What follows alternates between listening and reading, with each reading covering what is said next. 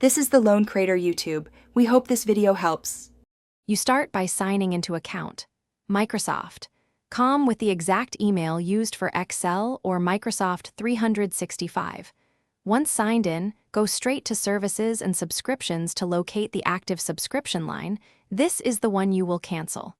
Make sure you can identify the plan name and the billed email. This prevents canceling the wrong account. If prompted, verify via your payment method or recent invoice so you can confidently proceed to the cancellation controls in the next step. Once you've located the subscription, click Manage to reveal editing options. Then choose Cancel and follow the on-screen prompts. Microsoft asks for a reason and shows consequences like feature loss or data limits. Read them so you understand what ends. When prompted, pick whether to stop payments immediately or at the end of the current billing period. Most people choose end of billing to retain access until renewal.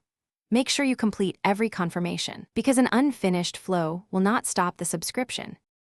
After confirming cancellation, watch for an email receipt and verify the subscription status, changed to canceled or set to expire under Services and Subscriptions. If you continue to see charges, gather the subscription ID and a recent invoice, then contact Microsoft support immediately.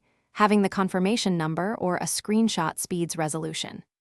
If support cannot cancel, request a billing dispute and provide proof. Keep records until your bank or Microsoft confirms the reversal.